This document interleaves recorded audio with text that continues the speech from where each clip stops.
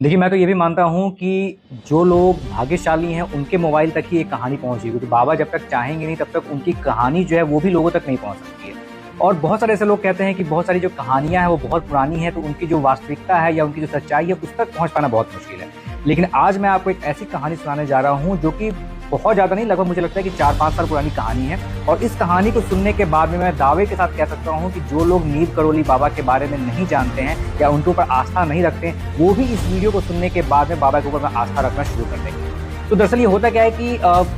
एक पति-पत्नी जो पश्चिमी बंगाल के रहने वाले थे, उनको कहीं से बाबा के बारे में पता चलता है, कहीं से बाबा के बारे में कहानी जो है उनको पता चलती है, और बाबा की कहानी सुनने के बाद में उनके अंदर इतनी आस्था आ जाती है बाबा के लिए कि वो मन में ये ठान लेते हैं कि हम कैंची धाम जाएँगे और नीम करोली बाबा के दर्शन करेंगे। ठीक है? और देखिए, यहाँ पे सबसे मज़ेदार बात क्या है कि ये पति-पत्नी जो थे, उन्होंने कभी नीम करोली बाबा को देखा नहीं था। उन्होंने सिर्फ़ उनकी कहानियाँ सुनी थी, उनके बारे में सुना था, और सिर्फ़ सुनने मात्र से उनके अंदर इतनी आस्था आ गई कि वो बाबा के दर्शन करने के लिए पश्चिमी बंगाल से कैंची धाम जाने का फैसला कर लेते हैं। अब ये लोग निकलते हैं पश्चिमी बंगाल से, और लेकिन जब ये हल्द्वानी पहुँचते हैं, तो हल्द्वानी पहुँचते ही काफ़ी देर हो जाती है। तकरीबन रात के 12 बज जाते हैं इनको हल्द्वानी पहुँचते हैं। फिर ये हल्द्वानी से एक टैक्सी लेते हैं और उस टैक्सी से वो कैंची धाम जाने का फैसला करते हैं।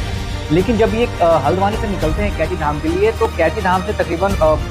12-15 किलोमीटर पहले एक स्टॉपेज आता है। वहाँ पे इनका ड्राइवर इनको ये कहता है कि देखिए, इस रात काफ़ी हो गई है और इस समय अगर आप कैंची धाम पहुँचेंगे भी तो आप बाबा के दर्शन नहीं कर पाएँगे। तो मैं आपको ये कहूँगा कि आप यहीं रुक जाओ और यहीं पे आराम कर लो, और कल सुबह जाकर के जो है आप बाबा के दर्शन कर लेना। लेकिन ये पति-पत्नी कहते हैं कि नहीं, हम ये घर से फैसला करके निकले हैं कि हम पहले बाबा के दर्शन करेंगे, उसके बाद ही हम आराम करेंगे, तो आप हमें अभी-कभी जो है वो कैंची धाम लेकर के चलो। ड्राइवर फिर इनकी बातों को मान जाता है, फिर कहते हैं चलो कोई दिक्कत नहीं है, अब आप कह रहे हो तो फिर चलो।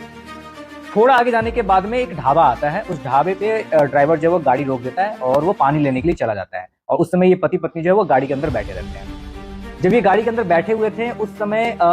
अचानक से एक तकरीबन 60-65 साल की उम्र का एक बुजुर्ग व्यक्ति जो है वो इनकी गाड़ी के करीब आता है और इनसे कहता है कि बेटा, ऐसा है कि आप लोग बहुत आस्था लेकर के आए हो नीम करोली बाबा के दर्शन करने के लिए, कैंची धाम जाना चाहते हो आप, लेकिन मैं आपको यही कहूँगा कि आप जो है